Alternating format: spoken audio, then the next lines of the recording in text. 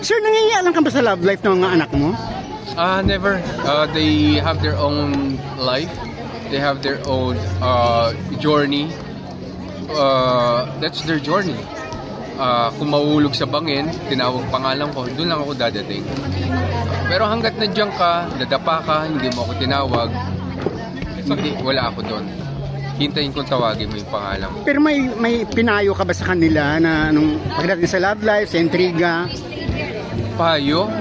Wala. Payo, wala eh. Kasi basta lagi ko lang sinasabi na unahin nila yung trabaho nila over whatever, over a relationship. In general naman yan eh. Minsan kasi pag tayo umibig, minsan nalilimutan natin yung trabaho. So yun ang parang ang advice ko sa kanila. Paano kayo ni Miss Mina? Nag-away ba kayo sa bahay o nagkatampuhan ba kayo? Never, hindi kami nag-aaway niyan.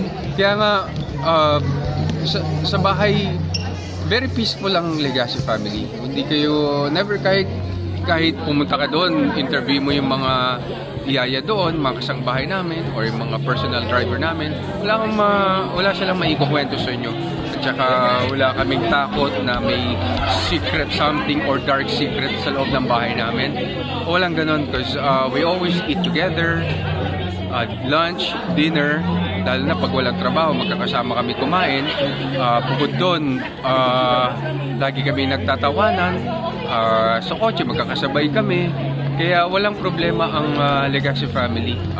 Very peaceful kami, nakakatulog kami ng mahimbing. Kami ni Mina, lalo na kami ni Mina, lagi naman kami magkatabi sa kama niya, 9 PM pa lang. Ako nasa kama na, susunod siya. So, yeah. Yung mga naririnig nyo yung gaya, mga joke-joke na lang yan. But, you know, sa totoong buhay, talagang wala kaming problema.